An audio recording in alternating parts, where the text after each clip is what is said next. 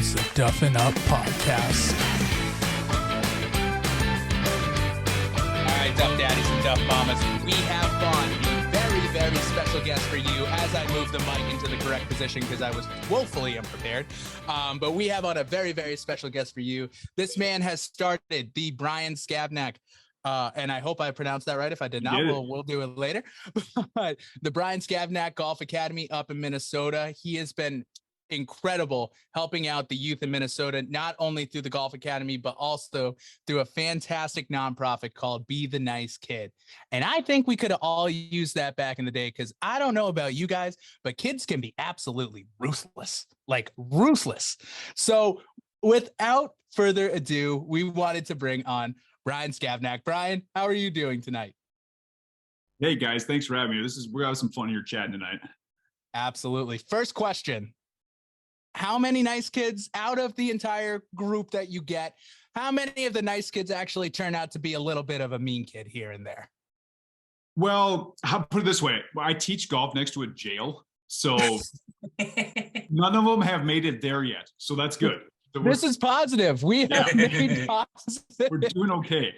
We have made positive things. But I always like to open it up with a funny joke, as Timbo knows. But the biggest thing we did want to talk about here, and again, this might be a little bit funny, but Minnesota golf in general, I feel, and we have had these conversations with other people, Midwestern golf actually has a fantastic, whether it's Michigan, Wisconsin, Illinois, a little bit Illinois, Missouri's kind of picking up really big with Big Cedar and everything down there. I feel like Minnesota just gets absolutely forgotten about how great Minnesota golf is until we get to TPC Twin Cities for the 3M Open, and then immediately people are like, "Oh, it's snowing in August. We're not even talking about it anymore." Even though it does not snow until October, people. But Bryan, please tell us, what are some of the best characteristics that you think when you think of Minnesota golf? What do you think of? Yeah, we have so many courses. It's unbelievable. I mean, we're up in I think it's like 400 courses or something like that. And I mean, I live right north of Minneapolis. Within a half-hour drive, I can hit, 50, 60 courses. I mean, there's so many courses around, and I have so many options to play. The crazy part is it's busier still right now because of the COVID stuff that kind of push everybody back to golf. But we have so many different kinds of courses too. So up north is what we call, like northern Minnesota. We have, wooded courses. We have really nice tree line courses. It's just beautiful lakes around the courses. We have some country courses. We have some prairie courses. We have some links style courses. Just kind of the option you want to play. You can play that thing. If you want to try to get on a Hazeltine and play that, which I think is totally overrated. Don't play Hazeltine. But you could play that if you want. There's a course down the road from Hazeltine. That gets all the hype, but about 10 minutes from Hazeltine is a course called Chaska Town Course, which is basically on the same land. It's a great course, and it's way better than Hazeltine. I mean, the land of 10,000 links. I love when a course architect incorporates water into a natural body of water. I love when that happens. So I'm sure there's plenty of views of just lakes and lake houses and boats as you're hitting your tee shot. And, it's just Minnesota's a cool place. And if you can believe it, I went to Minnesota for a spring break. Yep, I said a spring break. And it was it was more just, I didn't have any money. And my buddy said, "Hey, do you want to come stay with me for the week?" I went to school in Wisconsin. And I said, sure. And then I had so many of those hot plate dishes that you guys have out there with the tater tots and everything like that. Minnesota is a cool place. I do like Minnesota. Everyone there is just a gem of a person. So nice. And I mean, it's the Midwest style. I mean, everyone out there is just, so much nicer than people here. That's for sure. Yeah, we're much more passive aggressive though than you guys. So give me the blunt stuff that I like more. We're just aggressive though. Yeah, so I like that stuff. Oh, I will say about Minnesota as well. They have kept a beer, and I don't know, Bryan, if you drink or not, but when I went out there, I had never heard of Michelob Golden Lager in my entire life. And I get there and they're like, yeah, it's literally only brewed for the state of Minnesota. Like Michelob will only brew this in the state, and they will only sell it in the state of Minnesota because they're the last state that wants this beer. Exactly. So I will give them all of the credit in the world for keeping one beer from Anheuser-Busch alive. Yeah, it tastes like my shoe, but you can keep that beer.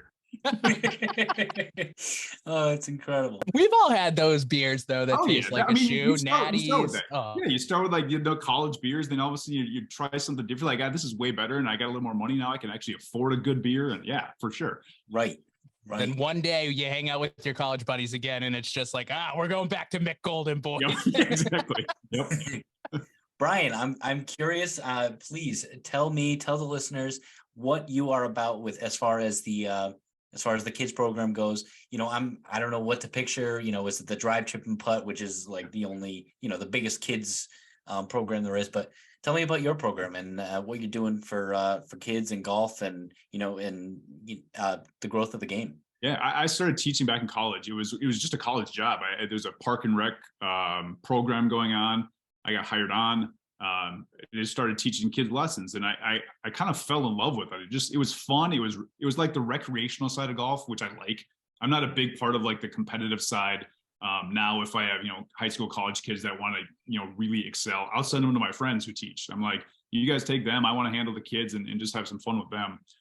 But it kind of kept going where after college, I didn't know what I wanted to do, and so I decided to take the playing test to turn pro, the PAT.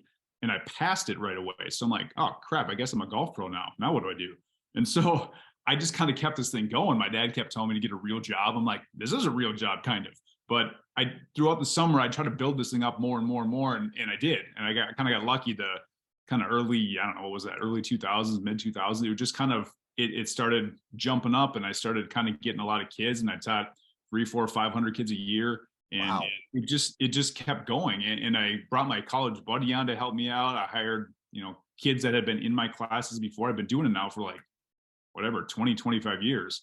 And I guess I'm just lucky that I get to see the kids when they're 4 or 5 years old. And then, some of them play golf for a while. Some are like, hey, I just want to try this thing out and do something else. I have no problem with that either. If you want to just check it out, see what it's like, and hey, golf's not my thing, cool. But now the kids who work for me, the high school, college kids, are the kids that I taught when they were 5, 6, 7 years old. So that's my favorite part, is that I've seen these kids through. I've seen these kids grow up, and it's more of a family community thing more than just, hey, you're going to be the best golfer in the world, because none of my kids have ever made it on the PGA Tour. None of my kids are probably close to the PGA Tour, but it's the fact that I can see how they're progressing in their life and kind of the good things they can do with their life. That's what is cool for me. That's amazing. And I mean, the biggest word that you said there too is community. I feel like that is something that we have seen that like golf is truly about. And I think whether it's, your local country club, there's definitely the hoity-toity ones. There's definitely the ones that it's just a barn. And, you go and say what's up to your friends, and there's different versions of it. But the community is such a huge part of golf. And I think that that's something that we've all seen that needs to continue to grow and has grown the sport exponentially. I mean, like what you said, like you saw it, just in Minnesota, growing it from, it's humble beginnings now to 400 kids, 500 kids. Like that's unbelievable. Like just thinking about that in my head, like, I don't know if I could have 500 Rugrats around me at a time. I might run away. But that's why I got a lot of help. Brian, you know what part of that whole thing that you just said, and I'm just imagining you in your element and just, on driving ranges, on the courses with the kids, teaching them how to play. I mean, you get to see, I know the first time I hit a real golf shot and the first time I caught the golf bug, you get to see that time and time again. And, it's what a good spot you're in to just see someone fall in love with the game of golf at such a young age. And also, how many times do parents come to you and say, man, I wish I got into it as young as these kids do? I'm sure single parent. Yes. Like, yes. I wish I started when I was young. I was kind of the same way. I started in 7th, 8th grade. I played tennis first. That was kind of my thing. And so I chose golf in high school because it was the same season as tennis, but I liked golf a lot more, even though I was better at tennis. It was just a thing I liked. So I'm like, I'm just going to stick with this thing. Everybody thought I was nuts. They're like, but you're pretty good at this. I'm like, yeah, but I like this other thing more. So I'm going to do this thing instead. I'm glad I did, because it's been great. It's just somebody, when you said how many shots I've seen and stuff, somebody asked me it this year. They're like, you've seen a lot of shots over the years, haven't you, from all these kids? How many shots do you think you've seen that people hit? I'm like, holy cow, I guess I've never thought of that. But we did the math. I did it with one of my students. I've seen over 30 million shots hit. from all these students, all the clinics, every year I have all these kids coming out. Obviously it's a totally kind of guesstimate, but it's right around that range of how many shots, which blew my mind, because I'm like, what the heck? I've been around this long. 30 million golf shots. Because when you're sitting, like, I could watch golf all day, whether it be pros, whether it be amateurs. When you finish a round and you see a group coming up behind you, you just watch their shots, not even thinking about it, just because you like to watch the game of golf. And then when you see someone hit a good shot, you're like, wow, nice shot, because the struggle. That person's feeling good about that shot. That kid that you're teaching is proud of his good shot, and how good it feels.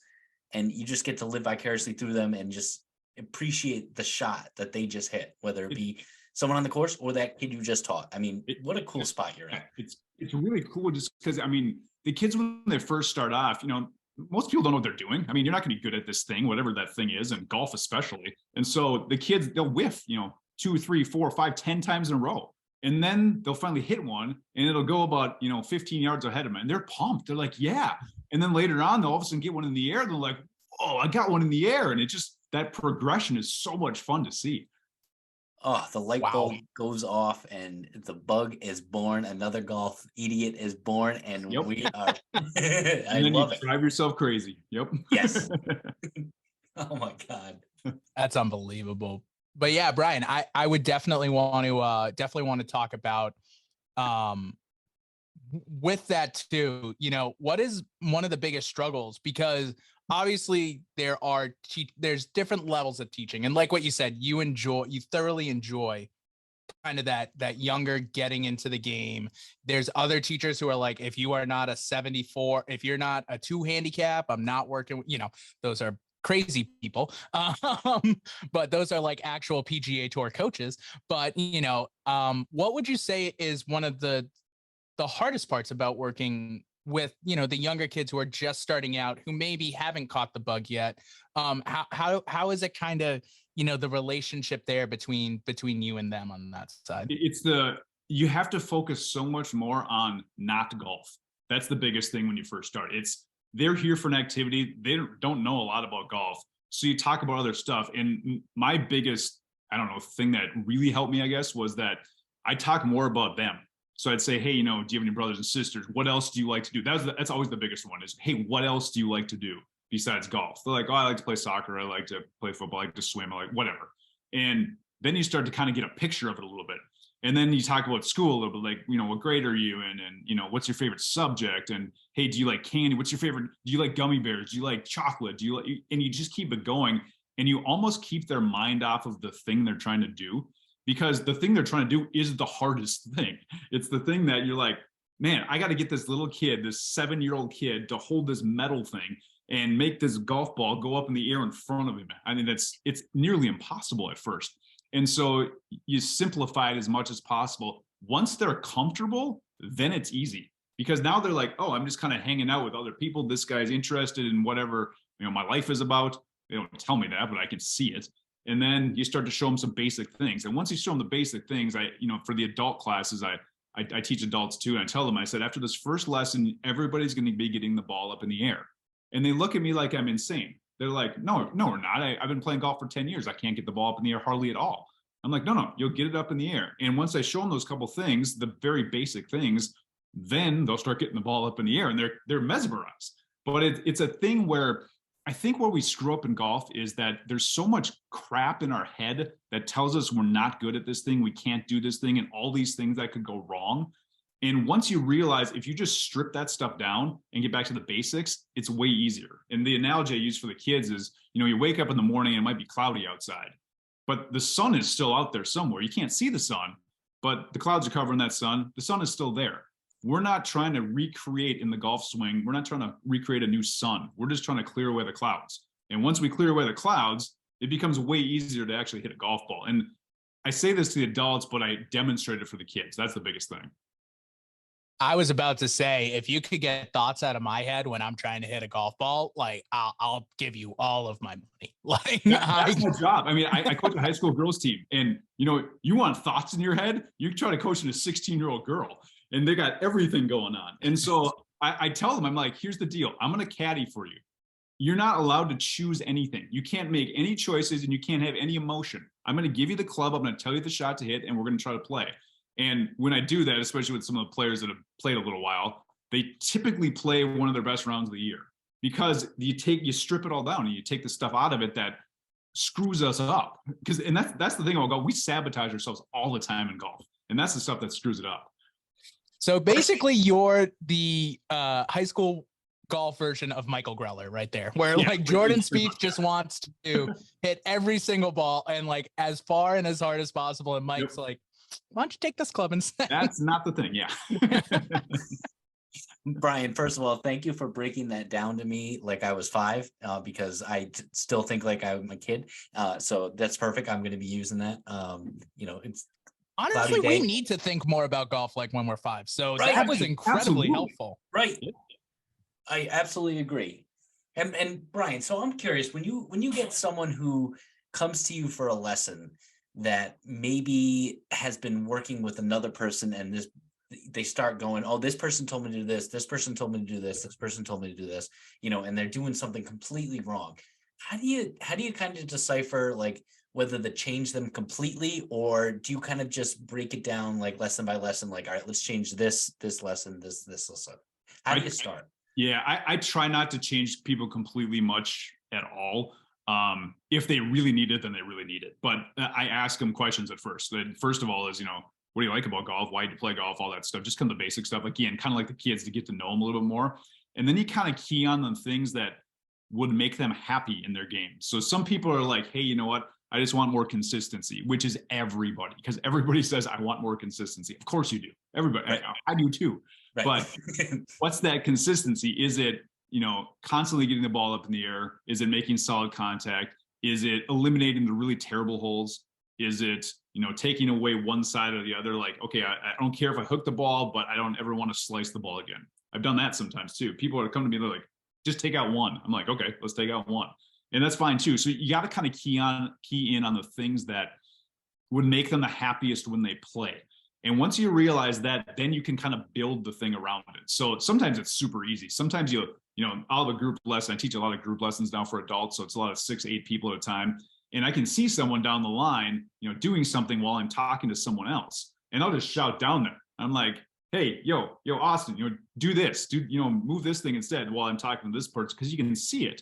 And once they do these little simple things, it kind of, depending on what they're working on, will help them kind of, like I said, be happier on the course. The hard part sometimes is when they are super messed up, because you're right. Sometimes they go to other people. Sometimes they've never taken a golf lesson before, which is fine. Most people haven't. No. And so you kind of got to figure out the limitation. Can their body move that way? Are they athletic? Are they, have they played golf that much? Are they used to these certain movements that I'm kind of showing? Do they know what I'm talking about? That's part of it sometimes too. So sometimes I say the same thing. I'd say a lot of the times I say the same thing in like 3 or 4 different ways during the lesson. It's what I want them to do, but I have to form it differently so they can actually kind of understand it more. That's insane. You almost have to like analyze someone and where they are, not only mentally, physically, and emotionally invested in this game. And that's interesting that you said, like, obviously you have to break down whether they're like able to swing a certain way, or, if they're, like you said, if they're athletic or whatnot. But I like what you said, like, do they even know what I'm talking about? And like if you get my mom in a lesson and you say, all right, you have to hit a draw or something like that. I mean, she's not going to know what the heck. She's going to take out a crayon and start, making marks on a piece of paper. I don't know. And so that's very interesting. I mean, your job's hard. I'm much more psychologist than golf pro. I think it's you gotta understand the person. That's the whole growing the game thing. I don't care about growing the game. I want to grow the person. So if you can grow the person, then the game's fine. But if you understand the people more, it's easier to teach them too. But you're right. I mean, I have to limit myself on certain golf terms. I say. I mean, I know a decent amount about the golf swing and everything, but even seeing some people on TikTok or YouTube or whatever breaking down the swing more and more, I'm like, wow, I didn't know that. I didn't know that thing, or this is the way they see that thing. And you know what? I don't see it that way, but I kind of understand what they're talking about. And so you got to be gentle that way too, because there's no like universal way to teach golf, mostly because there's no universal body type. There's no universal athletic type that can actually move the club in certain ways. So certain people will need different things than other people. And if they're going to another golf pro or they're going to take lessons somewhere else, I have zero problem with that at all. It doesn't matter. It's just you get different opinions from different people, and it'll feed you a little bit and see, okay, I'm going to take this, I'm going to take this, or hey, this guy said the exact same thing as this guy, so maybe that is important if I do these things. It's like listening to music. I mean, I don't listen to the same band over and over and over again. I get to listen to different bands because I like different bands. And it's the same thing with golf pros. That's interesting. I like it. Yeah. I mean, don't talk to the individuals on the TikTok machine about that, because they'll just be like, my way is the best way. And I love it. I love, that's why I got into TikTok. It was a couple of years ago. It was just a joke. My daughter was doing the dance stuff on there. I'm like, what is this thing? I started posting some videos. A couple of them got, kind of blew up a little bit. I'm like, oh, this is kind of fun. And then it was just more of a market. I'm like, okay, what if I post this? What are people going to say to this thing? And then what if I say that? And as long as you post something with like something someone's going to disagree with, they will jump all over you. And it's the greatest thing in the world, because I don't ever respond to anybody that does that. It's just fun to read and like, oh, you don't have no idea what you're talking about. You're an idiot. I'm like, this is great. Like, have you ever played golf before? I'm like, yeah, I play a little bit, but I don't ever tell them that. Yeah. I love listening to the comments. Oh boy. We call them the comment caddies now. Yep. And it's I got into a little kerfuffle because I said that LPGA tour players would wipe the floor with like stereotypical male scratch golfers, and people were very upset. Oh, they will smoke them. It's not even close. It was one of the most ridiculous conversations I've ever had. And I don't think I did the best explaining. Like I was kind of talking about course rating and slope and everything like that. And like the numbers were I got them from like online, and like the numbers may not have been the best numbers because, like, for example, one of the numbers was the average tips rating across the US is 120, or the slope is 120. And I was like, okay, that seems a little low, but like, I'll use it. And then like everyone's kind of, if you ever play tips under 135, you're not playing tips. And I'm like, okay, dude, who cares? But like all of them were just like, I can hit the ball 315. I would crush them. And I'm like, okay, can you putt? Yep. Can and you get the ball? 315 either. People hit a 315 one time in their life because it was downwind, downhill. It was off pavement.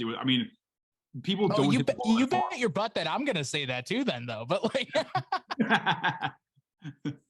no, but I completely agree. It's crazy. And like, it's just TikTok. Like I've always said, like the number one rule about TikTok is you never take yourself seriously on TikTok. Yep, exactly. And the people that do, it is glorious. I just like going back after the trolls. Like I'll just make like response videos being like, interesting. I'm the opposite. I don't feed them at all. And then all of a sudden like, what? I wanted to fight. Why aren't you saying anything bad? I'm like, I don't want to. It's the greatest. And like the people who know you, like they'll see a TikTok that you post and they'll read the comments under and be like, they're so mean to you. And they start getting like all defensive for you. And you're like, no, just let it go. Just let it go. Exactly. Yeah. You let everybody else defend you. It's totally fine. Yeah. Right. Oh, Bryan. So when you said you were a golf psychologist, basically you named yourself a golf psychologist. I had a question that I've always wanted to ask a golf psychologist.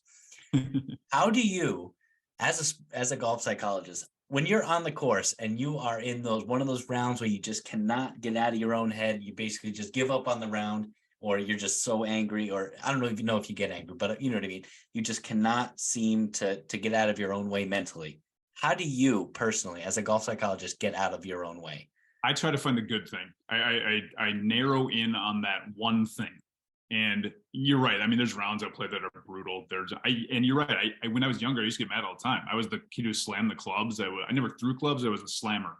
And that was me too. Actually, and I was really bad. I was not a good golfer, and I used to think I was Tiger Woods. Yeah, I was a decent golfer. And I'm like, I'm just mad. Like, why didn't this go straight? Why didn't I make that putt? I was just mad about everything.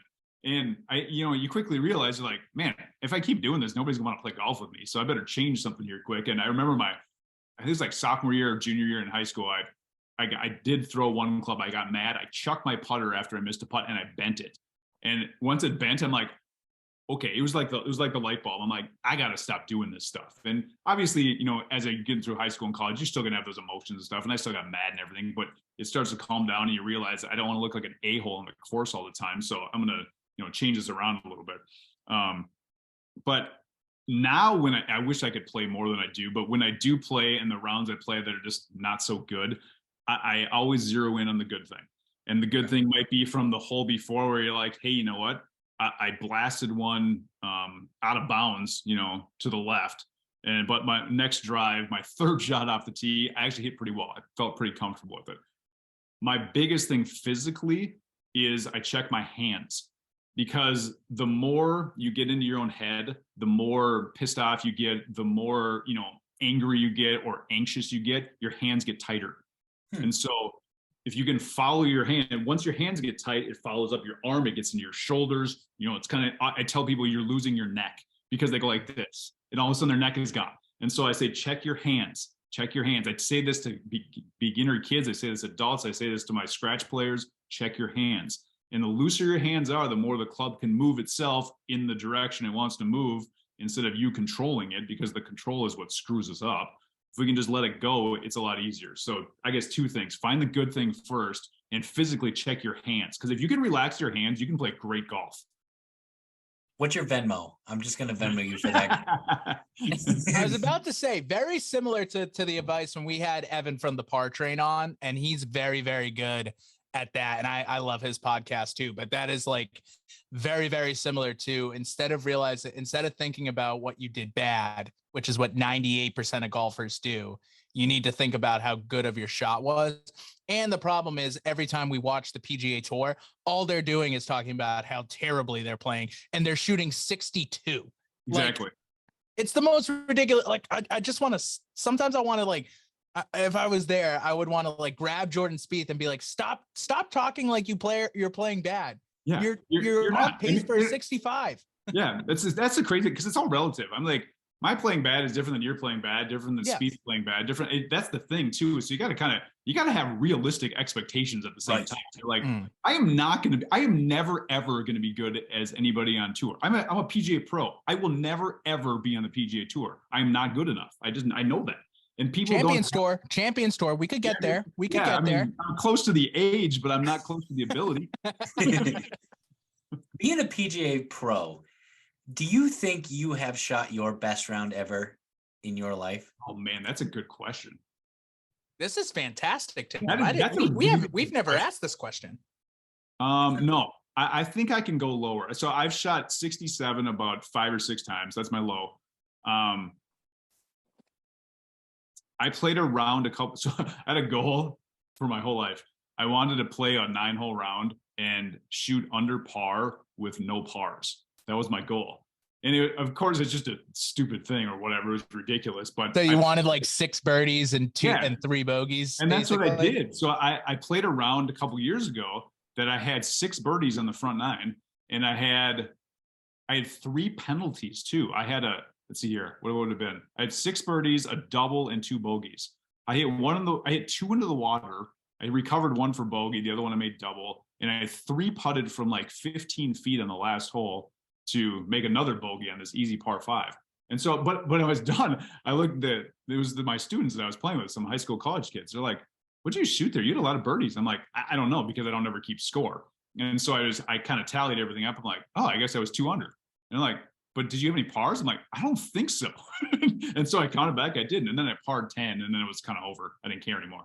But it's those things that if you focus on that number so much, that's what screws you up. That's why you can't go low. So that's a great question of, do you think I can shoot my lowest, or have I shot my lowest yet? No, I think I can go low. I think I'm much more mentally strong now than I was 5 years ago, 10 years ago, 15 years ago, in golf especially, that I think that's the biggest driver of that low number.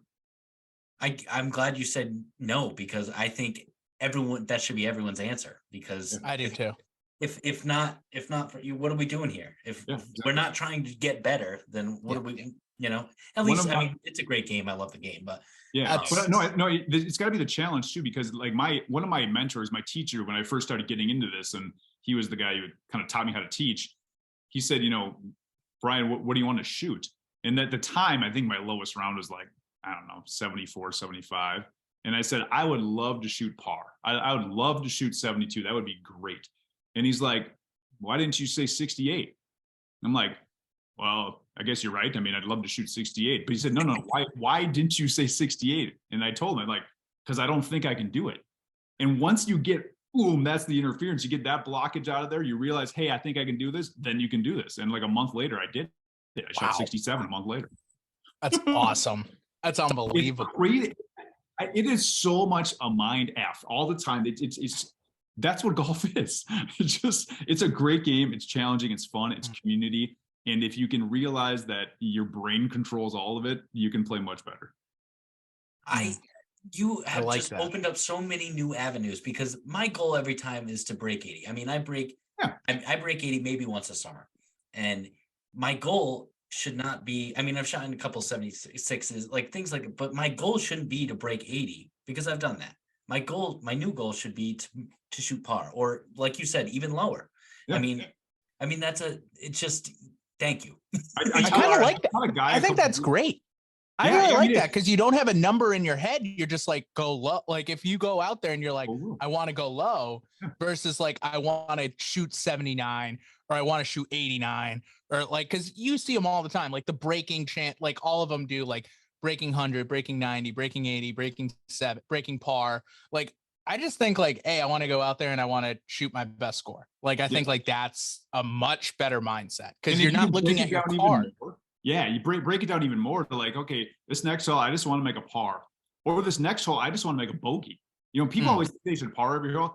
No way. I mean, I do that when I play. I kind of break it down a little bit, especially if it's more of a competitive round, that there's certain holes I know I can kind of jump on and try to make birdie.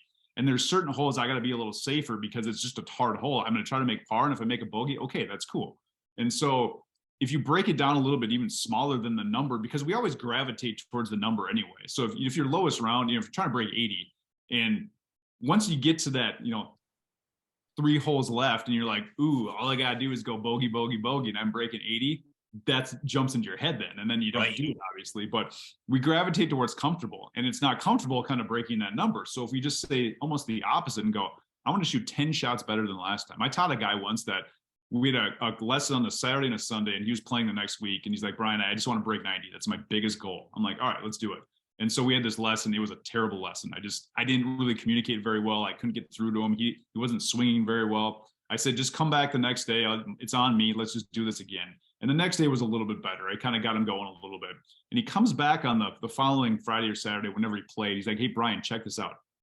Never broken 90 before. He's like, I played the other day, front 9, I shot a 39. I'm like, whoa, that is awesome. Now, whenever people tell me that, it's like, oh, what'd you shoot in the back? Right. I said, hey, so how'd the back go? He's like, 37. I'm like, no way. So the first time this guy ever broke 90, he shot 76. No way. And I'm not taking credit for that, because it's definitely a mind thing for him. But it was just, it's just that thing that can show you that when we go the other way, when we kind of push ourselves a little bit, not towards necessarily a number, but towards an attitude on a course, or a challenge on a course, or something that, you know, eliminates the big numbers on the course, that's what helps the most. I love that. I love that mindset. It's that's fantastic. Now, I do want to ask, as you know, either being a PGA pro yourself, what do you think is the worst feeling between these two? A true either shank or top, and I'm talking like a true, like not 5 yards, but like, you know, immediately you're like, nope, or 3-putt.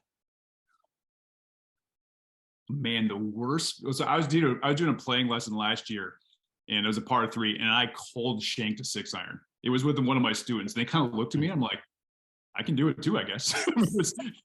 I knew, and that was one of those I knew right away. I'm like, I'm in the woods 50 yards right. It was bad.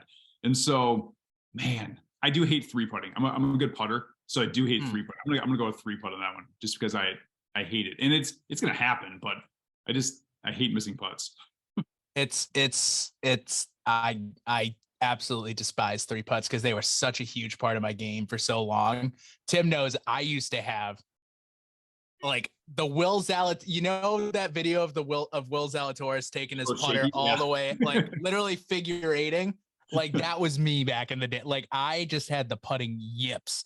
And now honestly, like literally through watching some of your videos and watching some other stuff, like I have like finally gotten the courage to be like, Just go at the hole, go strong. Go strong. It's- Yeah. Yeah, that's about it. You ever putted one-handed before, like for practice and for try No. that sometimes. So practice, just you don't have to do it during a round, but before you play to get the speed of the greens, you pick up the speed of the greens in like a minute. You just one hand, because if you think about it, like when you're playing catch with someone, you play with, you throw the ball with one hand. I don't throw the ball with two hands.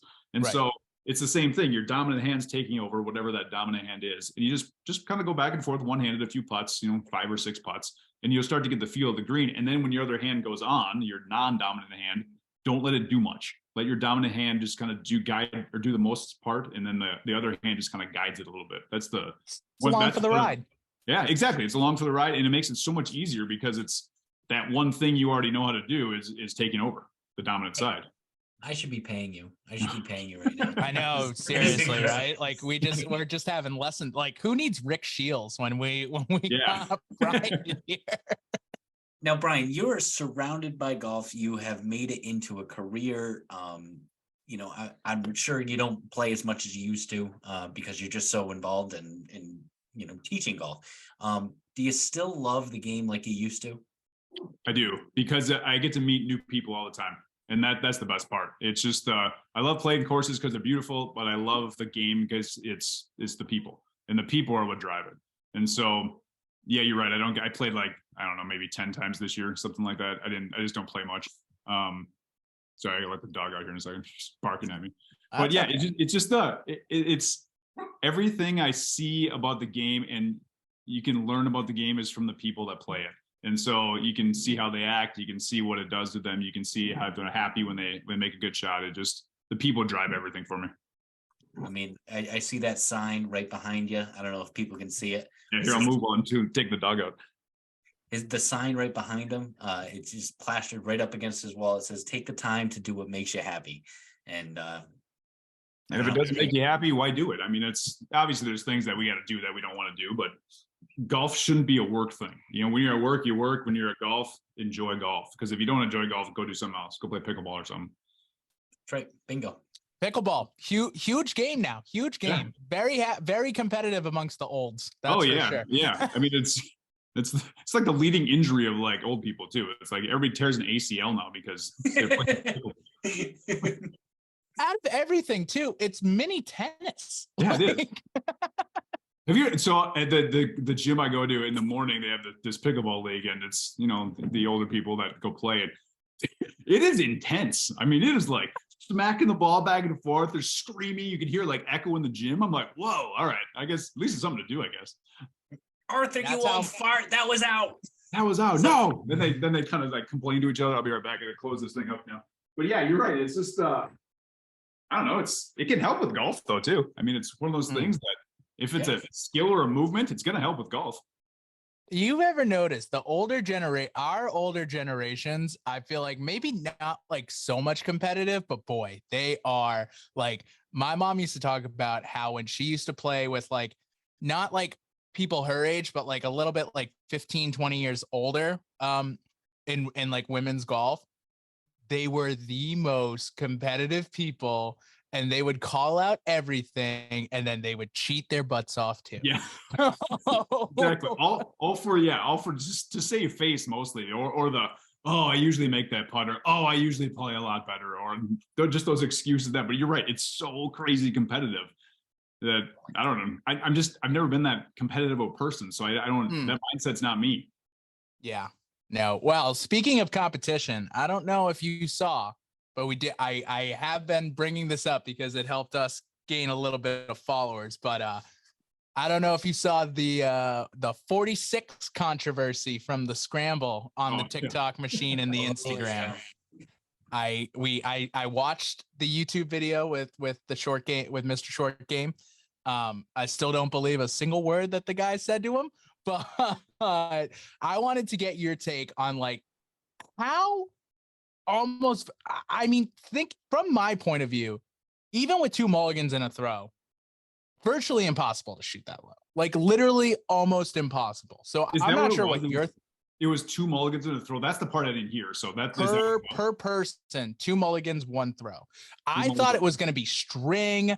I thought it was going to be something like that. But 2 mulligans in a throw and you go out and shoot a 46. Yeah, that sounds like the most pencil whipping thing I've ever heard in my life. I played a 5-man scramble once, and we were 21 under, and that was the lowest we've ever been. It was 5 great golfers. It was we couldn't do anything wrong that day. I have no idea how you could shoot a 46. I mean, that's impossible. I can't. 26 under. I don't believe it. Yeah, they got a hole in one on a par 4. Again, with the throws, you could probably that's possible, I would say. But they got 2 albatrosses in like 4 holes because they also double eagled one of the par 5s, and I'm like, how? Yeah. It's not gonna. There was an article in Golf Digest a long time ago about this group of people that would travel the country to play these scramble tournaments, and they thoroughly admitted that we just write down a number at the beginning of the day, and then we just go play golf. We get drunk, we have some fun with our friends, but we write down a number, we cheat, and they admitted it that this is what they did. They'd win TVs and they'd win cash and they'd win whatever at all these tournaments. So I don't want to say like I 100% think this is a lie, but it is sure close because there's no chance you're shooting a 46. So you have a group of 5 guys. That's what you said. You were in a 5-man scramble, and you shoot at 21 under. So that's a birdie every hole, and then 3 eagles on the 3 par 5s. I'm guessing. Yeah. So we were 50. It was a par 72. So what was that, 51? Yeah. Yeah, 51. 51. So do you think you could have, even with 8 mulligans, where you could make up that amount of shots, right? So you have to make up 5 shots. Yeah. No chance. We made every putt. It didn't matter that we made every birdie putt we had, and I think we had 4 eagle putts, and we made 3 out of the 4. That's why we got to 21. And it was there's no chance. I don't know how we could have made up one more shot. Maybe make that other eagle putt, and that's it. All right, yeah. But so other than we got to hole out 5 times from the fairway. That no chance. No chance. I just think it's crazy because you look at it and you're just like, and again, I don't want to go into it too much because I know we have other topics too, but imagine sitting there and seeing that scorecard come through and you're just like, okay, a 46, what's the second place team? In every scramble event I have ever played, the close, I think, Tim, we won by 1 shot, right? Or did we win by 2 shots? I think we won by 2. We won by 2. We played in 2 scrambles this year. We came in second by 1, and then we won 1 by 2. I have never seen anyone win more than 2 shots. Like I've never seen a team win by more than 2 shots. Like they won by 7. So yeah, exactly. We had a scramble at the end of fall here, and it was a lot of really good players in Minnesota, some pros, a lot of really good amateurs. There was a +6, I think, was on a team, a +4. So a tour player, basically. Yeah, at a +6 level. Great players. And I think 19 under won it. It was a 4-person scramble. 19 won it. And then it was a bunch of 18s, a bunch of 17s, because you're right. It's always close. What was the second place in this one? It was 46. And then what was the next score? 53. Oh, it was. Okay. Yeah. So that's why I'm like, that is the main reason why I'm like, there's no shot. Like you cannot, there's no chance. And I guess I didn't read into it a ton, but do you know what the prizes were? Like, what did they win? Like, is there a reason they did this? They got an envelope. I'm guessing it's just like credit to like the pro shop, but like the biggest thing was just the reaction out of everyone. First the laughs and then the boos. It's like, okay. Exactly. Yeah. And unfortunately, the guy who got the envelope, and it's just like, I'm sure he's a good golfer. They said he's like a 6 or 7 handicap, but he was like 65 years old and just a little bit on the chunky side, like myself, but a little bit on the chunky side too. And he was just like, and it's like, that's the guy, like not the guy who was probably the ringer in the group, who was probably like a +1 handicap or a scratch handicap, or, +1 index scratch handicap. It's the guy, it's like the shorter guy, chunkier guy who takes it. And it's just like, okay, people definitely judge the books by the cover. And I did as well, but I was just like, come on, guys, like, what are we doing here? That's crazy. That's just so low. Oh, 26 under. Like I don't even think I could ever come close. No. In a scramble. No, like, you could give me string, you could give me all of that stuff. You have to make a putt. Yeah, even with the throw, the mulligan. I mean, even your mulligans, you're still going to miss some of these putts. And so, I mean, it's unless you're making every mulligan putt, I just don't see it. Now, what is this throw thing? I've never heard this throw thing. You can throw it closer to the hole and it doesn't count towards your score. Yeah. So like what they said is like, I think the guy hit the green on the par 4 and then they rolled it. Like they rolled it into the hole. Okay. So I've played that before where you can't use it on the green. So you can throw it, but you got to be off the green to do it. Okay. So you could like miss a green regulation, but you could just throw it a little. Yeah, you can literally like throw it, and you can throw it as close to the hole as you want. Like you could throw it in. Like you can literally throw it into the hole. And it won't count towards your score. score. It won't count as a shot, yeah. No, it won't. So like if you're on the green, if you're like off the green and it's like a birdie, you get a throw and you can throw it towards the hole. And if it goes in, you have a 2. And then if you get close, you know what I mean? So like, or it's like an extension of the last shot almost. It's an extension, yeah. Which is it's a dumb rule too. Like throw is just a dumb rule, but yeah, no. Timbo, Duff Cup will not be having throws. No, we're not gonna. We always joke. So like one of the big jokes that I have is with that, like if and when we decide to do a tournament, I'm gonna have like 4 XL t-shirts. And they're just black shirts, and in white lettering, they're going to say, "Hello, I am a big dirty cheater." And if we get anyone who goes over 20 under, I'm just giving that shirt because we run a tournament every year. It's called the Scrumble, and we have prizes for every place except for second place because they're the first losers.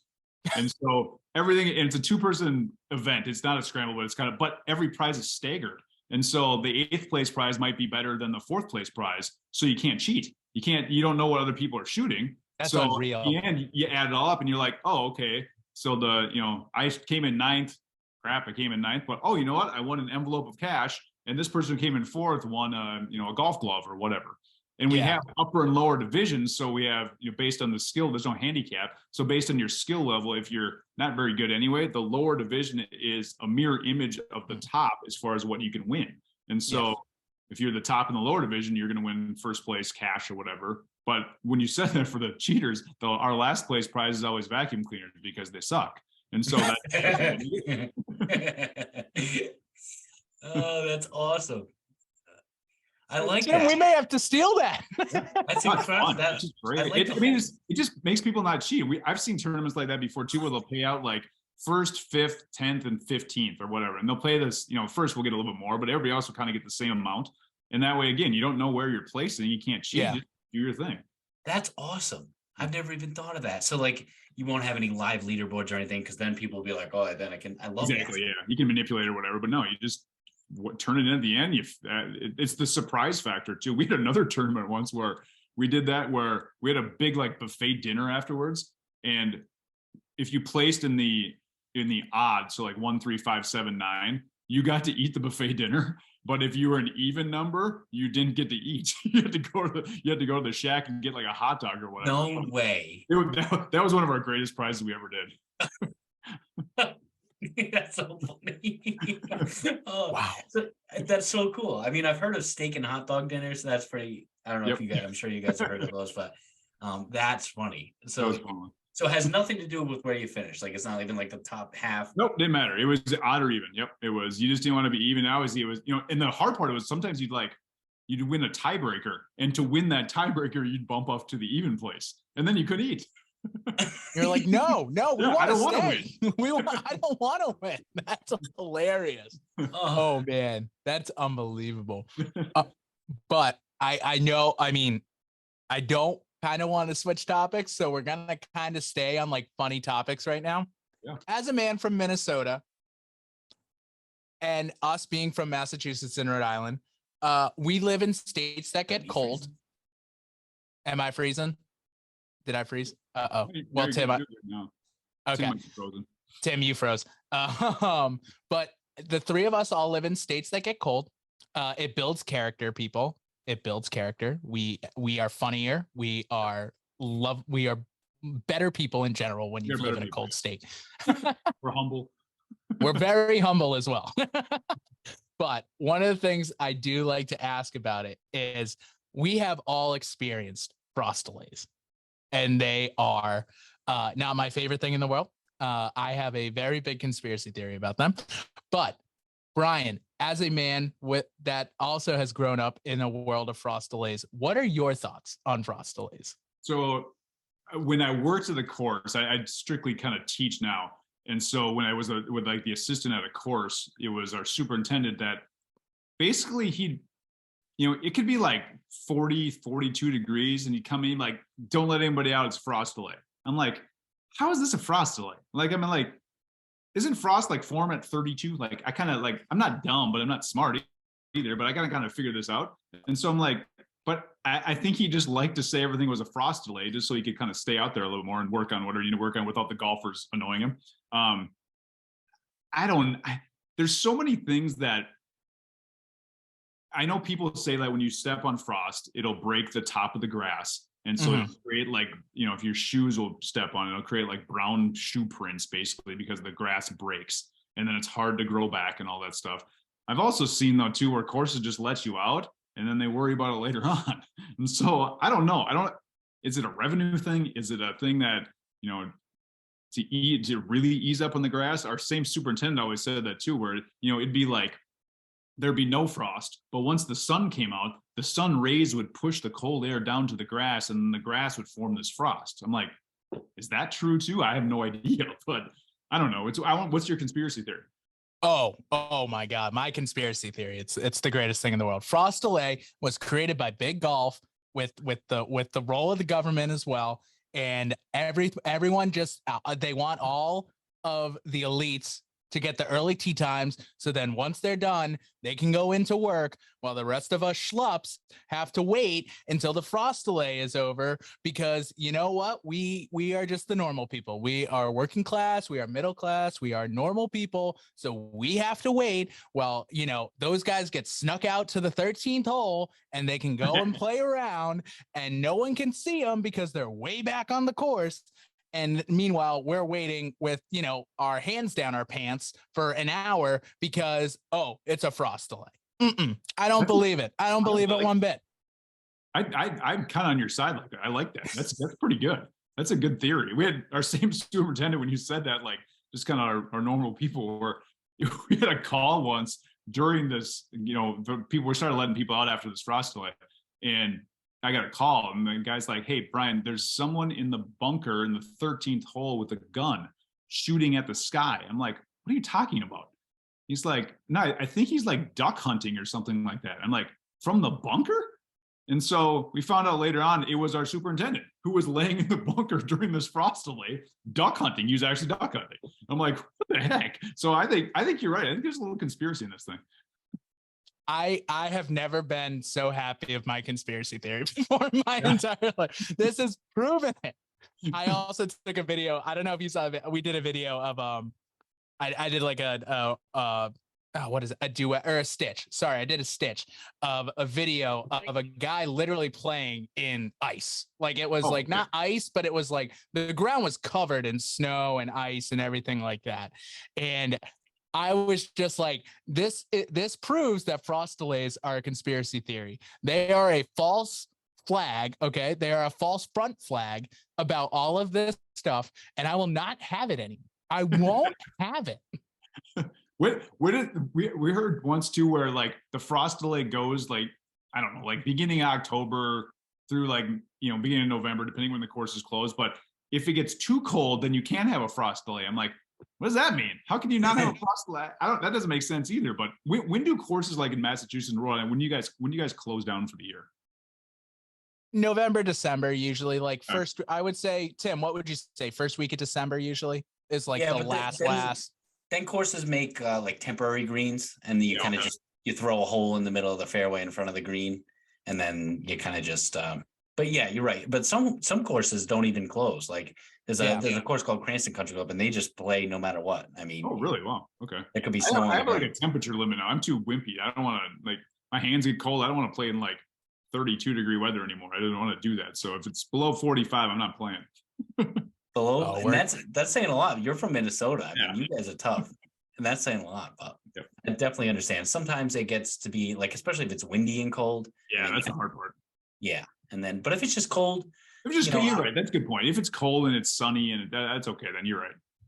Yeah, you could be in the sun and, it could be 30 degrees, feels like 40 degrees and, it's no wind. I mean, you're still out there having a good time. But I definitely prefer to walk in the cold because you kind of keep things moving. Absolutely. The wind of the car. Oh, you can't sit. You can't sit. No. You can't in the cart. It's brutal. Anything below, I would say like 45 degrees. If you're in a cart, you're just like, I am hating my life right now. Do you have like the cup holder heaters though, and like the cart condoms that go around the carts and everything? Because we have a lot of those in Minnesota. We too. do not. No, they're just like,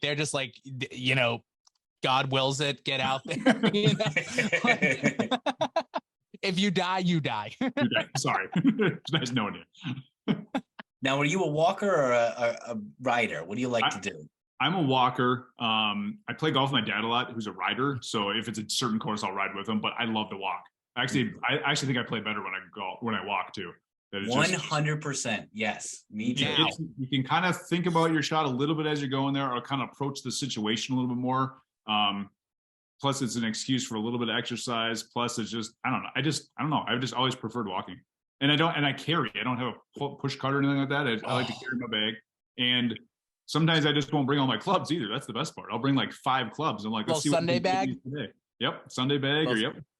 Oh no, I have been officially converted. I try not to. I mean, there's courses like when you go play in like South Carolina and Florida, like they're like, oh no, you're riding. Like you have to ride. But like when we're up here, like there's a little course in Rehoboth, Massachusetts that I break out my push cart in the morning. It's like 6:45, 7. We get out there, we walk 9 holes. I come back, I go to work. Nothing but and I am a push cart guy. I will fully admit I'm a big push boy, but I thoroughly enjoy walking that course because it's just fun. Yeah, exactly. I made fun of push carts for so long that I just can't do it yet. I've got people who look at me like, "You're the one who made fun of push carts." I'm like, I just can't do it yet. I gotta wait for a while. Just wait. It's thrilling. It is absolutely your back will love you. Oh my God. That's the biggest thing. Yeah, you're right. Oh, my back has never felt better because like carrying and stuff, it doesn't, it's not a bad thing, but it's just like, then if you play 9 holes carrying and then you play 9 holes of the push cart, there's a difference. You can feel a difference. It's surprising. Well, what about like when you get to, the only thing I don't like is that you can't go just about anywhere.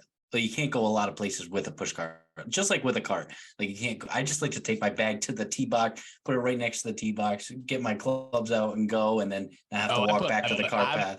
I put my push cart on the tee box before. I don't care. Okay, that's a good question. And so part of it, I like walking across the greens and stuff like that to get to the next hole or whatever. Obviously, I'm gentle about it, whatever. Yeah. Do you have courses, or are you allowed where you're at to push your push cart across the greens? No, that's frowned upon. Okay. No, don't care. Greens are frowned upon. Here's my conspiracy theory then. When you're frost delay. Oh, hold on. Let me get my tinfoil hat on. Yeah. All right. We got a different hat on. The mowers that mow the greens are way heavier than a push cart. And so why can they go across the greens and a push cart can't? I know I get it. Sometimes, people would jerk it left or right, make a little skid mark or whatever. But for the most part, like the course I'm at now is that you can, it's a huge walk around from one spot to another. And there's kind of like a little elevated peak and it's the green, and you can actually push your push cart across the green. And it's actually encouraged. Like the pro says, do this, it'll speed up play a little bit because it's such a long walk the other way. And so I don't think it's that big a deal. And other people will look at me like, Bryan, you're stupid. If I said this on TikTok right now, I'd have everybody coming out like, you're an idiot. You don't know what you're talking ready. about. That's your next video. You're about to get you're right. 10,000 more followers. I'll ask the question and they'll be like, you're stupid. Oh man, that is funny. No, I am Tim, we may have to bring this up with our friend Dan. We have a greenskeeper, as he likes to be called. We're not allowed to use in Massachusetts. He's a good old Massachusetts boy as well, but we are we kind of not duked it out, but we have like inside jokes with each other about it. And one of them, obviously my big one, is frost delay. So every time he has a frost delay now, he tags me in it. And then on Instagram. And then And then, I got to bring this one up now too. The mowers. Oh, I like I just be more curious what, obviously, it's done like that forever and we can never do it before. I'd just be curious. Also, like, if you ever watch old people at their country clubs, like, they drive the cart literally up to the greens. Yeah. So, like, I don't want to hear this about, like, you know what I mean? Like, it. Yeah, see, I got another one for you now. We got more hats. That's the greenskeeper. I know we will. Oh, Dan, if you're listening, which he is, thank God. Dan, we're coming for you. All right, Dan, I want to know this. Oh, that's funny. All right, Brian, I got to know. You're a professional golfer. Do you have any hole-in-ones? I have 3. 3? That's amazing. 3. That's amazing. I have 1. Let's see here. The first one, I just turned 21. I was playing a men's club event. I made a hole-in-one. I kind of actually didn't hit it very well. I hit it a little bit thin, and it hit left and bounced in the hole. And so that was my first one. I didn't want to tell anybody because I was playing at this big event, and I didn't want to buy anybody drinks because I was 21 and I had no money. Nice. And everybody found out, and then I bought everybody drinks. So that's how it works. But I cut a deal with the bartender to buy a keg from him, and so I put sponsored by Bryan Skavnak. So that was kind of like my out. So I didn't buy it for everybody, because in the same tournament the next year, another guy actually did it, and the bartender remembered. He's like, "Hey, do you want to do what Bryan did?" And he's like, no, I'll just pay for my drinks, whatever people want to get. And his friends stayed there all night long. They drank all night long. And he had to pay $3,000 for it. No way. Like, no. And so, oh my God. So does your, that's an actually good question too. At your course, do you guys offer hole-in-one insurance? They do now. Yeah. I'm trying to think if you know what, at the time, I think I did get something at the time too. I was in the men's club when I was 20. I wasn't even a pro yet. Yeah. And so I want to say I won a couple $100. It wasn't like huge. It wasn't like a lot of people in this thing. I know a couple of holes early. This was on the 8th hole. If it was in the 6th hole, I would have won a car. I know that because that was sitting on the tee box, but I didn't win the car.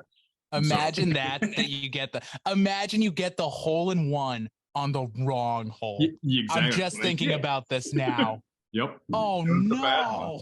Yep. That wasn't even my best. So my second one I got with students. It was just kind of a little really short par 3. I hit one in.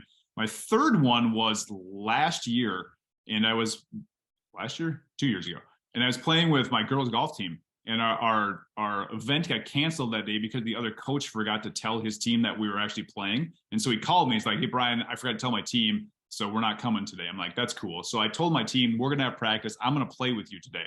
And I brought my little Sunday bag, and I brought 5 clubs. And I played from the women's tees or the red tees with them. And I hit every shot. I played whatever. We get to this 8th hole, and this 8th hole it's a 181-yard hole from the red tees. And it's kind of uphill. It's a really hard hole. It's like 230 from the back. And so that's a par 3, right? That's a long par 3. It's a long hole. It's kind of shaped strangely. And my captain was on the team and with me playing, and she's like, "Brian, I can never hit this green. How do you hit this green?" And she was she was snarky. She was sarcastic. She was a fun captain to have. And I'm like, "You just do this." And I literally took my golf ball out of my pocket. I threw it on the ground. I grabbed my hybrid and I just swung. I'm like, "You just do that." And right when I hit it, I'm like, "Oh, this is good." And I watch it, and all of a sudden, she was always not paying attention. She was talking with the other girls in the group, and I watched it go in. I'm like, "Whoa." And I saw it, and I knew it was in. And so we were walking up there, and it took a while because we had to go to different spots where the other girls had their ball. And we got to the green, and my captain, she goes, "Where's your ball?" I'm like, "It's in the hole." She's like, "No, it's not." I'm like, "No, seriously, it's in the hole. Go look." And she walked up to the hole. She looks in, she goes, "Well, F you." And she didn't say F, she said the real. And so I'm like, that is awesome. It was a perfect reaction. It was awesome. But that was the first one. I think I might have been the first one I saw go in. But that was my favorite one by far. Oh, that's amazing. That's good for so you for cool. staying calm and cool. Like, how cool of a cat are you? I know. I know. I didn't want to go nuts because I'm like, I want to see what she says. I want to see what they say. The other girl's like, "Oh, cool, you made it," and she was so mad. It was awesome. That's some restraint to make it all the so way down funny. there to be like, "Yeah, it's in the hole. No big deal. This is my third hole-in-one." Oh, that's incredible. Have you guys had one? Have you seen one? Have you? Timmy's seen one. I've never. Nope. Seen one, never made one, and neither of the other two guys on our podcast. We're still chasing Nice. aces. I like it. We That's are one of those chasing things. ace. Okay, Shout so out would Jeff. you rather make a hole in one or break 70? Hole in one. Hole in one. Timmy, this is one for you because you want to break 80. So that's a question for you mostly. Yeah. Hole in one or break 70? Wow. Hole in one or break 70 consistently? How about that one? Oh, that's not fair. That's a terribly great question. Because if you're breaking 70 consistently, like you are you're probably not gonna ever break, get on tour or anything like that. No, but you shoot a lot of 67, 68, 69. Oh, I mean, you at that you could go to US Open qualifying and just give it a go. You know what I mean? Like that's that level of play. Man, that's a good question. I hate that I have to answer it too. I don't know. Yeah, you can think about it. That's an incredible question. I think I'd rather get a hole in one. Yep. But I kind of think you're right. I think I'd say the same thing, just to have it. How about albatross or hole in one? Hole in one. Hold on. Hole in one on a par 4. We cover both. Good point. we as a podcast, we as golf lovers know the value, know the rarity of an albatross, but to go to a common person to be like, I have they're like, do you have a hole in one? And I'm like, no, but I have an albatross. And they're like, what the hell is that? And you have to explain it. And they're like, so you don't have a hole in one? And you're like, no. And they're like, well, talk to me when you get a hole in one. So, that's a very good point. You're right. Status thing. Yeah. So I don't know. I mean, as a golf fan, you got to say albatross because it's the creme de la creme. But imagine having an albatross and not having a hole in one. I'm still taking a hole in one. I'm taking a hole. I get it. Like I get the albatross. I'm still like, there's just something about the mystique of like picking that ball up out of the hole because you hit a perfect. Literally, it on that hole in that time, it is a perfect shot. I had a girl, when you said it to me, I had a girl on my team, a couple years ago, she has an albatross, but not a hole in one. Wow. She made on a par during our section match. She made it on a par 5. She drive down the middle, made like this 195-yard shot from the middle of the fairway, and that was her 2. Wow. So how about a hole in one on a par 4? So you could say you have a hole in one and an albatross. Yeah, that'd be sweet. I'd like that. I don't hit the ball very far to get to a par 4 anymore. Well, we just got to keep playing from the red tees like you did. That's what's fun. I know, right? We just got to keep playing. We got to play the forward tees. That's all that matters. I love mixing them up. There. Just keep switching. That's pretty cool.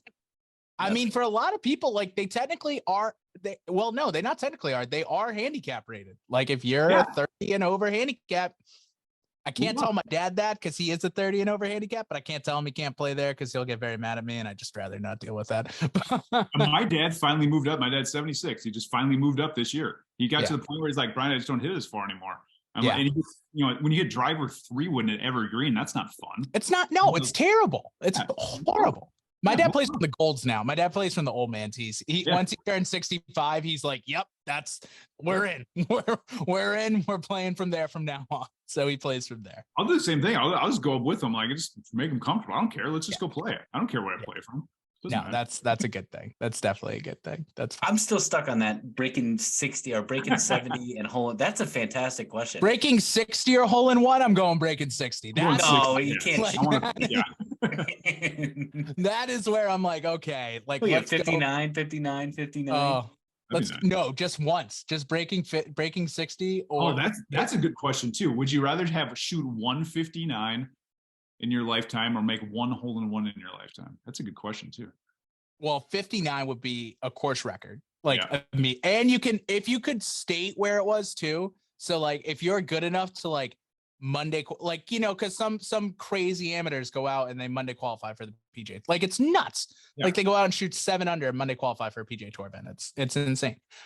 If you can do that and you say round 1, 59, you are almost, I will say, because you are almost guaranteed to make the cut and walk into some money. So like for that, like that would be something I would be like, oh, okay. Like I think I could do this. That's a good question. All right. So you are stranded on an island. You're stranded on an island. You have unlimited golf balls. Whatever you play, you could play Titleist, TBS. I don't know what you have in your bag, but whatever you play, I want you to imagine you have unlimited golf balls on this island, but you can only bring one club. Which club are you going to be bringing? Am I hitting these balls out in to the ocean? You can do whatever you want. I can do whatever I want. You can do whatever you want. I'm bringing a sand wedge. I love it. Right on the beach. Bringing a sand wedge, mostly because that's my favorite club, like a 56 degree. And that way I can hit sand shots from the beach. I can try to blade them and skip them across the water because that's always fun. I can try to flop them over trees. Yeah, I'm going sandwich. Sandwich. Love it. The comfort club, the favorite club. Absolutely. I like it a lot. Brendan's bringing a putter. What are you guys? I brought a putter so I can start actually putting well. On the beach. I don't know where the green came from. But there's the green. We said there was a green. Oh, there's a green. Oh, okay. No, I'm still keeping 56. Well, that way you can chip onto it too. Yeah, I just want to be able to putt really well. Yeah. That's all I do. I don't know what. There's a lot of straight islands with greens on it these days. You know, there sure are. There sure are. It was owned by a billionaire who wanted to golf. Go there. Yeah, let's go. That's right. It's a great island to get stranded on. Oh shoot. But then again, Brendan, you want to should we do the island question? I'm not the island question. The backyard question. Go for the backyard question. We got to do the backyard question.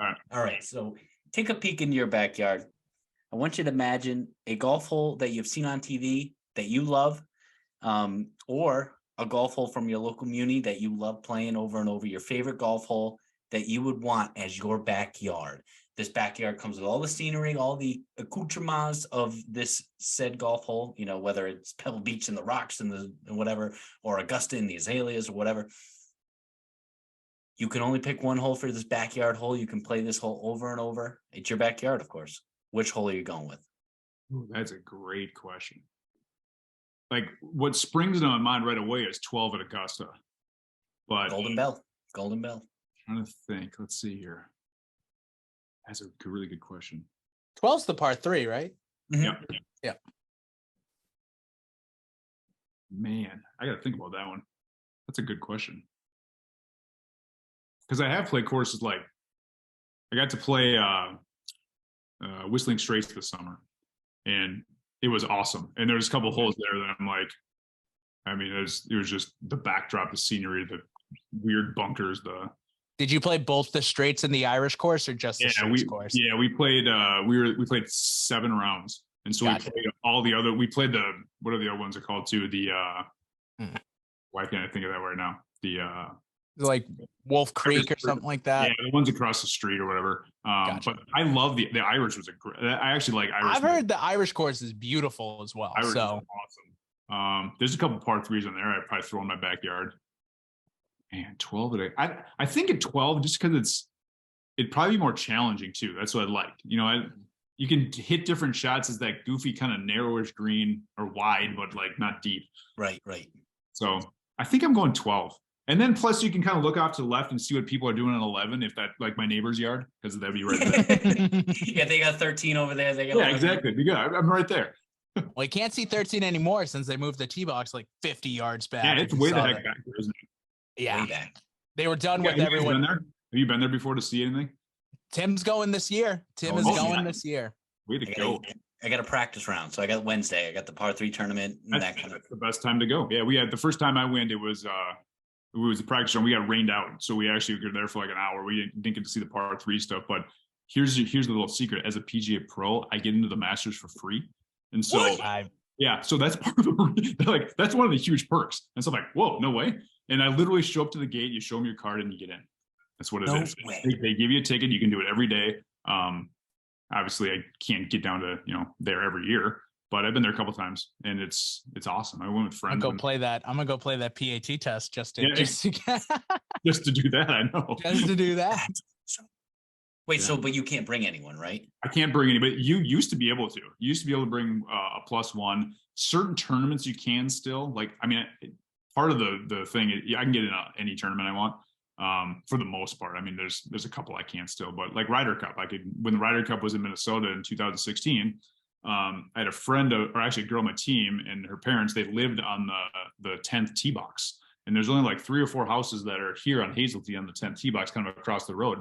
They were out of town, and they rented their house out to some local, I don't know, like news person or whatever, to do like stuff on the Ryder Cup. And they got a parking pass. And so she gave me the parking pass. I'm like, this is the greatest thing ever. So I literally parked right there in the driveway. I walked right into the gate. And since I got to get in for free, I could bring bring my card and show them for free. And in that, I got to bring people with me.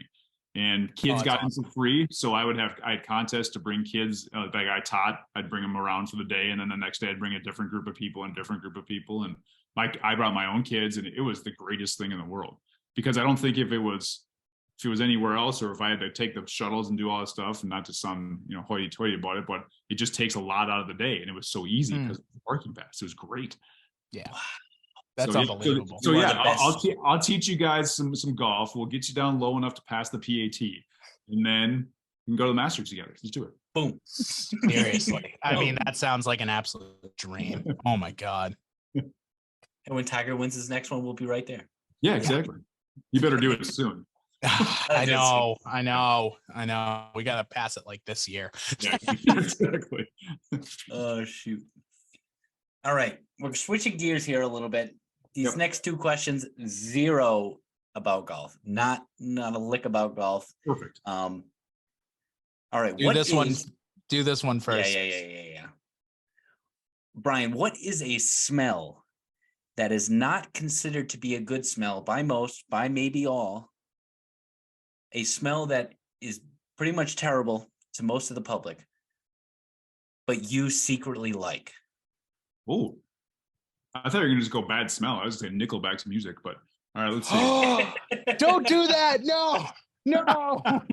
I love Nickelback. Oh, sorry. Hold on. How do you get out of this podcast? I gotta. I love it. Next contestant. That's one of my long running. I mean, I really don't like Nickelback, but one of my long running jokes is all my emails and my books and stuff. I'll always put a little passage about how much Nickelback sucks, and so it keeps going and keeps going. And people who've been reading my stuff for a while know it, but a smell that's not good that secretly likes. It's got to be like a food or something. Could be. I mean, cigar smell. I mean, I don't smoke cigars, but I do like the smell. And some people might not like the smoke. So I do like that smell, or a pipe. Actually, a pipe smoke. Like my grandpa used to do, like the old school pipe thing. I was about to say that's some real tobacco in there. Like, yeah, exactly. Stuff it. He's got to put a little thing in. Exactly. Yep. I do like that smell, even though I don't smoke. I don't mind the smell of a skunk. Right. which sounds kind of crazy. I mean, I don't like it, but I don't mind it. I despise that smell, especially when you know the smell is like 100 yards away. And yeah, exactly. Yeah, I don't want the smell next to me, but yeah. Right. You're like, oh, yeah, but I know I'm right there with you. My brother. What have people said before? That's a good question. Skunk was one. Mine. A lot of people say gasoline. I'm gasoline. I do not like the smell of gasoline. Yeah. Interesting. Okay. Mostly because I hate it when it like sticks on my hands. Like a couple extra things come out and it's on my hands, and I'm like, now I smell like gas for the rest of the day. I don't like that. Right. Like you get into your car and it smells gasoline for sure. Mine was tennis balls. Like when you open up a new can of tennis balls, I love that smell. I love that smell. I do that on purpose. Right. Big whiff. But people don't understand it. That's the thing. Like when you smell it, you're just like, oh, this is good. Like people think like usually when you open stuff like that, like golf balls, like no smell, like a bunch of stuff, no smell. And you open up tennis balls and it's like, oh, there's a smell here. And like the first time it hits you, it's like, oh, this is good. I like that. That's a good question. The other one I said was a freshly paved road, like fresh tar. I like that smell. Yeah, that's a good smell. It's a good smell. I said gasoline, and then I said a second would be cigarette smoke, and I got booed out of the bill. That's the funny thing. I despise cigarette smoke, but cigar and pipe smoke I don't mind. Yeah, I was very much like, and I don't even really like it that much, but it's like I smell it and I'm like, oh, cigarettes. Like, you know what I mean? And it's just like people were just not about it. So I was like, okay, that should be the one I go with. But like gasoline is like very weird to say. I like when I go to the gas station, I pump gasoline and I'm like, I very much enjoy the smell. just put some on the ground, start smelling it. Yeah. Oh Just a God. quick sniff. And blow it up the entire place, right? Yeah. Yes. All right, Brian. Our last one, another one not to do with golf. This one is very controversial. We've gotten 50-50 answers on this one. Here it is. Do you think a cake would be more offended to be called a pie, or would a pie be more offended to be called a cake? What a great question. That is the reaction we always get. It's incredible. I think a pie would be more offended to be called a cake, because a cake could have filling in it sometimes, and it kind of resembles a pie at times. The pie, yeah, and I don't see a pie ever taking cake form. It's even an ice cream pie, an apple pie, even like a cream pie, like a coconut cream pie. That's my favorite ever. Coconut cream pie is my favorite. Coconut cream. No, I think the pie is gonna be more offended. I love it. I love that answer. That's Absolutely love that. Now we always follow it up with, if you had a choice, pie or cake. Man, I'm going pie. Yep. Correct answer. We everyone who even says like cake would be more offended, almost everyone goes pie when we do that follow up. We've had to, and we have to explain it every time, we've had to eliminate a couple desserts. So you cannot answer with cheesecake, because cheesecake is just the fantastic combination of both cake and pie into one thing. We had to eliminate cobbler because none of us are from the South and we don't know what cobbler is. I think that was did we have to eliminate anything else, Tim? No, that's it. Just those two? Yep. So we've had to eliminate those two. And then, so like, you can't come back and be like, well, what about this? What about this? Because cheesecake's at the top, and cobbler, like we know nothing about. Yeah, I don't know cobbler. My kids don't even like cake and cupcakes very much, and so if we're going to get a dessert, it's going to be more pie anyway. And my daughter does love cheesecake, so that's her thing. But it's the perfect combination. It's the perfect combination of a cake and a pie into one big thing. So are you not eating cake, cupcakes at all, or are you just ranking the pie higher? I'm ranking the pie much higher. Like I would like, it would have to probably be a store-bought pie versus a like really good cake in order for me to choose cake. Because like store-bought, I just can't do. Homemade it's almost every time. Like there's not many pie. The only one, and pumpkin pie. I cannot stand pumpkin pie. I'm with you on that. I don't like pumpkin pie. No pumpkin pie. It's horrible. It's horrendous. Yep. What about carrot cake? That's like, if I'm going cake, that's my number one. Yes. Bring it now. Carrot cake is absolutely amazing. It makes no sense. Like it shouldn't be. It doesn't taste like carrot. The only carrot part about carrot cake that is a carrot are the little carrots that they draw on top. Yeah, it's not real. Yeah, it just tastes like, I don't even know. Like it's heaven. I love carrot cake. It's delicious. It is delicious. I can't wait to go watch it. Go back and watch what Brian's reaction. He's like, bring me the cake. Bring me the cake. Love carrot cake. Oh, I was laughing too hard to really watch it. Oh, it's so funny. Oh man, Brian. Well, Bryan Skavnak, what an absolutely fantastic time we had with you tonight. This was great. We very much appreciate everything that you do, obviously, in your own community. Not only, and I loved how you said it, not growing the game, you're growing the person. And I feel like that is such a huge thing, and definitely something that we want to make sure that we spread, because that is the power of positivity is something that the golf world definitely needs. And it's just been a great thing being able to talk about it with you tonight. So if anyone does not follow Brian already, please follow him at Bryan_Skavnak on TikTok. Please go and follow Be the Nice Kid on Instagram, Facebook, all of your social media. And it is bethenicekid.com or .org. I always forget. .com. Yep. So it's .com. That's the non-golf version of the exact same thing I do. Going to schools and teach them about this stuff, but not the golf part. And of course, the Bryan Skavnak Golf Academy as well. So make sure to check all of those things out. If you're in the Minnesota area and you have a restless child who's not being a good kid, you bring him to Bryan and he's going to end up being a nice kid. So just remember that. Or if you just want to play golf, hang out. Or if you just want to play some golf. Absolutely. Yeah, let's come play golf. Let's do it. Bryan, I'll see you at Augusta too. Yeah, let's do it. I should come. Thanks again, Bryan. We appreciate it.